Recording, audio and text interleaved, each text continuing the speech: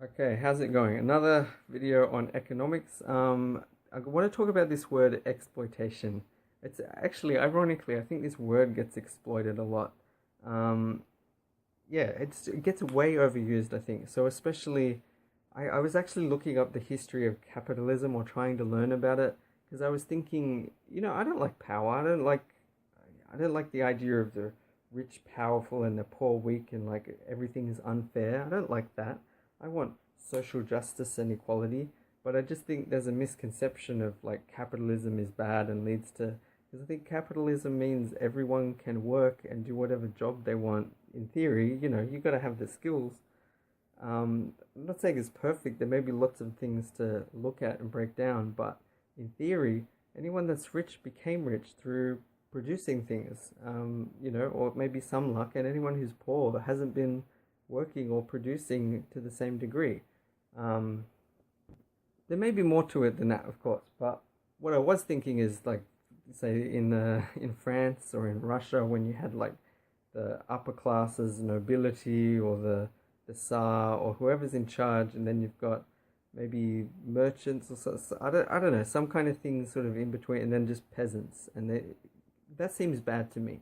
But I was thinking capitalism doesn't seem like that. Anyway, I wanted to learn about the history, and I was amazed by how much capitalism would casually, they would say capitalism is the use of, that's when people exploit labor or, exploit workers to gain money. And even these are like university courses that just casually bring up exploitative labor or whatever, just as if it's exploitation inherently and that it's associated with racism and sexism and all this. This is university courses that are taught that just say that capitalism is inherently linked to those, which I want to learn more. If it's true, then that's bad, and I want to understand. But I don't think you can just go to those extremes. Anyway, I want to focus on exploitation. So I might use an example, but basically, I think you need to look at the context. If you've got some person who's rich, let's say even they own lots of land. Land, I think, is tricky. Like resources, natural resources, I feel tricky about that because, it can be maybe a bit like whoever's there first or I own the land. That does seem like a big advantage. There's only a finite amount of land on the earth. And if some people have a lot of it, that does seem to give some advantage. That's something I want to learn more about. But even regardless of that, if someone owns a block of land or they own like a farm, they own this manufacturing company, like a factory, okay, that can make stuff, but they need workers. They've got machines, but they need workers. Um, Something you've got to look at is any of the workers that choose to work there, and it is a choice, okay? You can't say, well, they didn't, they might have wanted to be a ballerina, they didn't have that choice. I'm saying the choice is to work or not to work. They definitely have that choice. They don't have to work. Slavery is exploitation. I would completely agree. Slavery is terrible, bad. It's not a uniquely American thing. It's not a black and white thing. It's a worldwide industry that occurred for thousands of years, and it's terrible. And hopefully it's mostly gone. And I'm actually pretty sure Western society was one of the main places that started to get rid of it and then fight it as opposed to slavery seems to get so strongly associated with America and white Americans against black Americans or African American, whatever you want to call them. The slaves, again, I think slavery is terrible. That's exploitation. But if you've got just a factory and you've got people working, I don't care what the conditions are, you have to compare the conditions working in that factory and earning that much money compared to not doing that. Why would any of those people do it if they would have preferred not to? They could just stay home if they have a home. They could just go, farm, look around for food. They can live like the Aboriginals in Australia or the Native Indians in North America or any group. And I'm not making fun of these groups. That might be fine. That might be a really good way to live. But it's poverty by most people's definitions. That's poverty.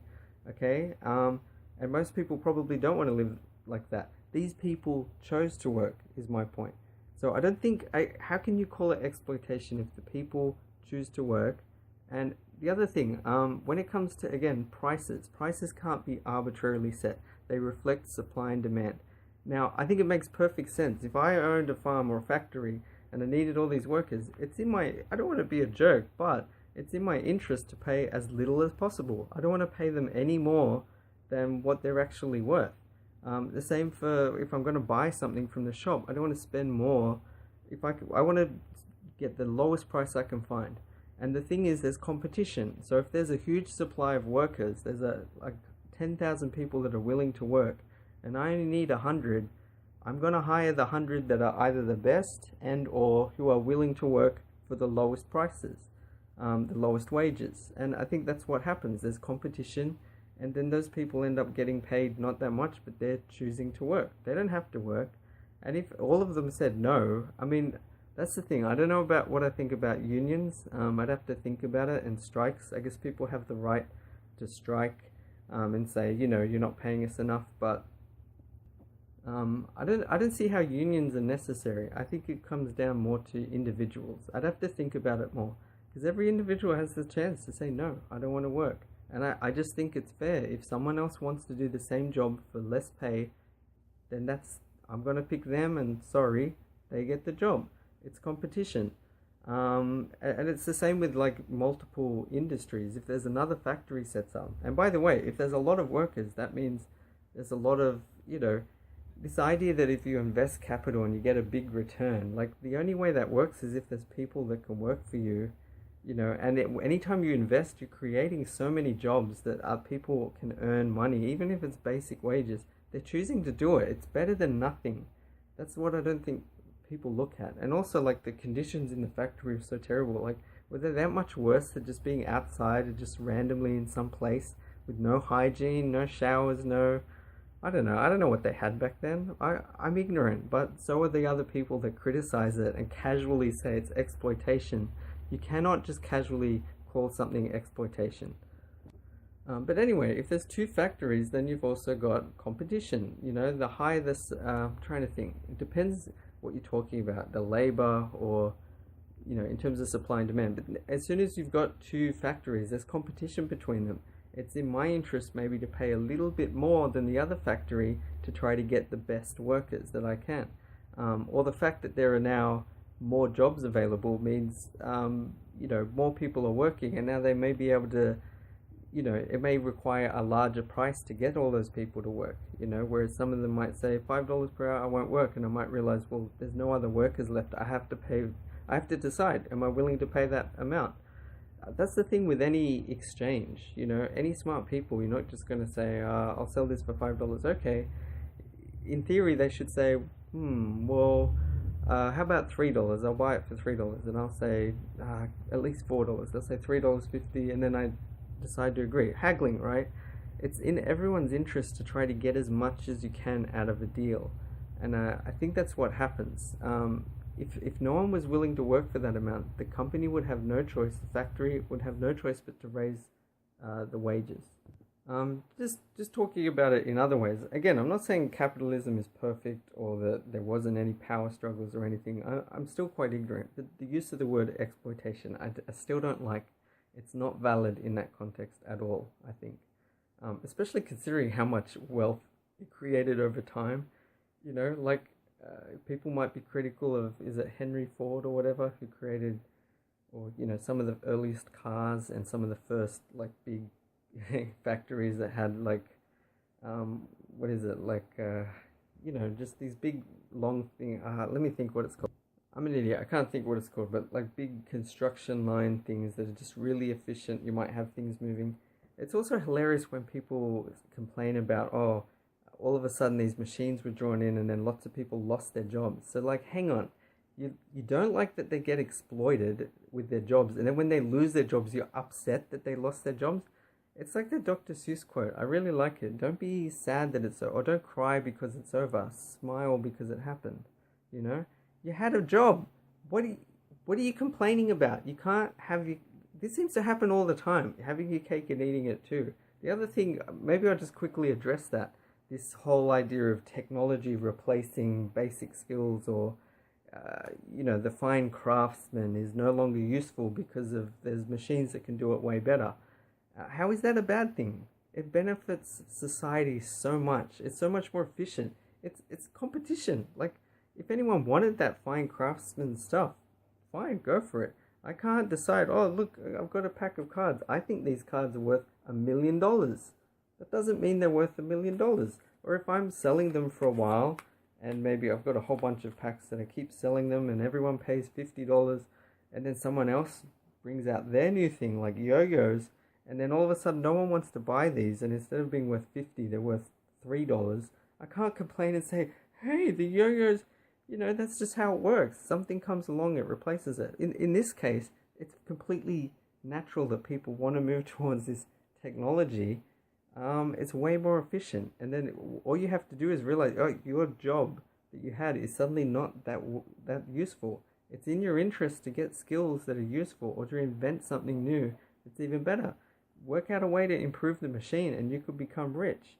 All right, or learn how to how to run a machine, and you could do that. It's just hilarious because the standards of living go up, and then people are up in arms because they lose a job, not realizing it's just a temporary. You need to find a new job that's useful. There's no guarantee of a job. I don't think people are just entitled to have a job. Okay, that's it's only jobs only exist because people start an idea and are willing. That's the other thing. It's a risk. Anytime you've got all this capital, all this money, a big factory, and you decide to pay all these people to make stuff, you're not guaranteed. Like, what if you made all this stuff, pay all these workers all this money, and then it turns out no one wants to buy your product, or there's some little flaw that you missed? Those people still got their money. You can't take it back, and now you've lost all your money. There's a certain amount of risk.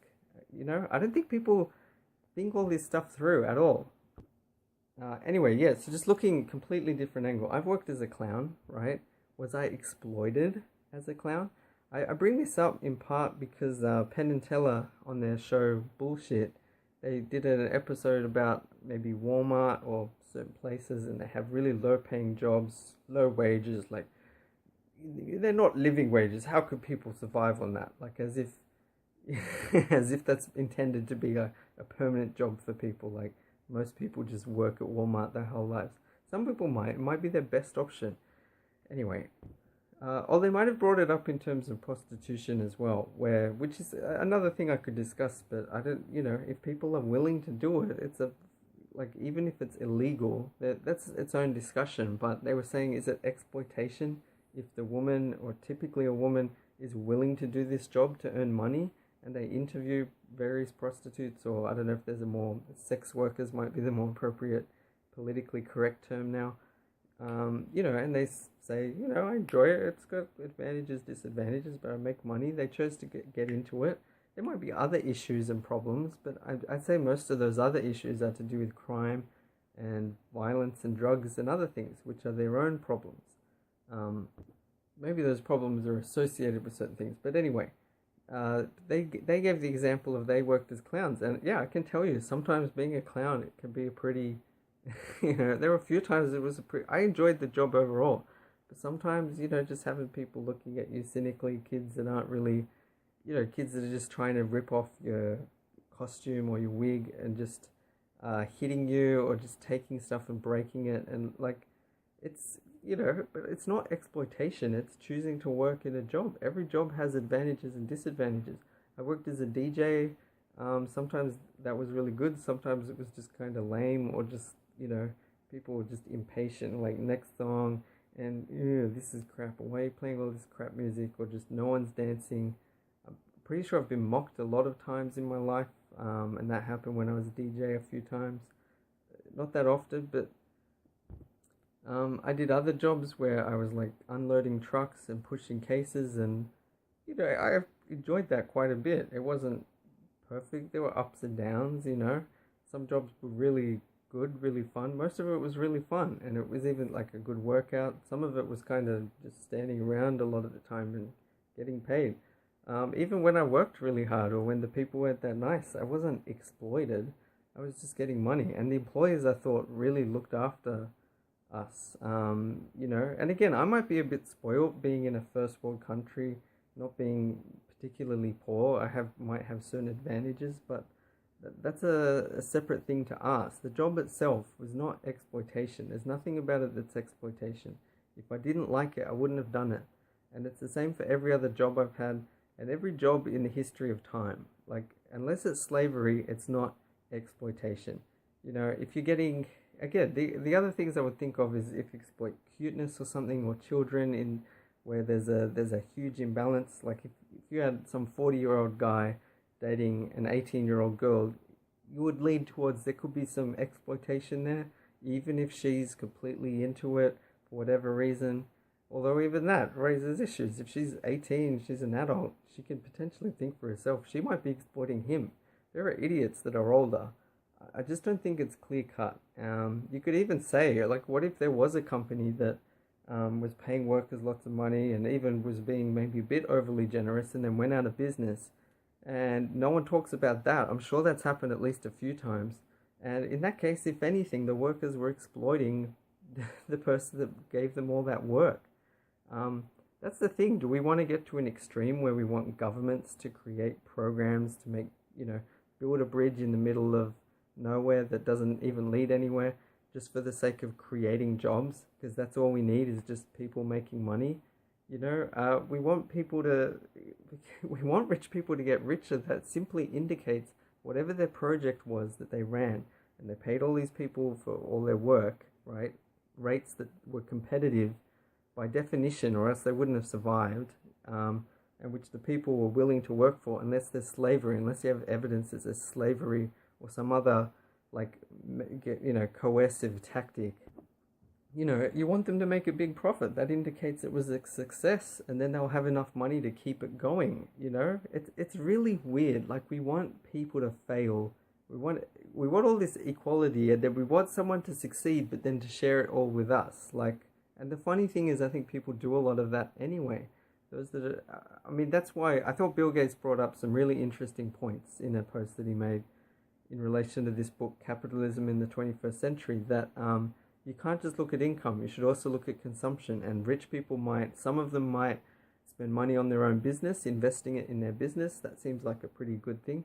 Some might be just philanthropic or charitable, give it to charities, good causes, although that's even you can question. And others might buy yachts and a private jet, a big mansion, a big house, and you could say that third one is maybe not as noble, but it's still tricky. Like, to what degree can you say it's not their right to do that? Anyway, so I don't think workers are exploited. Unless it's slavery, it's not exploitation. And please, I don't like this casual use of income distribution. It's not distributed, it's earned, and wealth is created. Someone on one side of the country does nothing, while on the other side of the country, this person starts a big business, lots of people work, all these people get money, and this one person becomes rich. It's not like they stole from this other guy. Those workers weren't exploited. That guy, if he lived over here, would probably want to work. But yeah, anyway, people seem to think of that as really bad. There's this big difference, as if it's evil. But anyway, I'll leave it there. Let me know what you think if you actually watch this video. I think I want to keep learning. I still want to understand if there's any unfairness in the world, and if people are being exploited. People deserve to be aware of how much they're worth. But that's the thing. There is quite a lot of competition. It's in the interest of another factory. This is, going back, but now it's not just labor. It's different skills, all different kinds of jobs. A lot of them require a lot of education. It's in the interest of people in business to get the best people, to get the smartest people who are the most efficient. If anyone's being underpaid, it's in their interest to find that person and pay them the right amount to get them. So that's the thing. It's also not in the interest of companies to underpay anyone for risk that they'll find out and move somewhere. I think you just got to be aware of those things. Again, there might be some kinds of exploitation that exist, but you need stronger evidence. And please don't just casually say, oh, capitalism is all about exploiting labor. It's not exploitation if the people are willing to do the work to get the money, and that makes their lives better compared to what they would have been, the situation they would have had otherwise. So unless you've looked at that, anyway, all right, bye.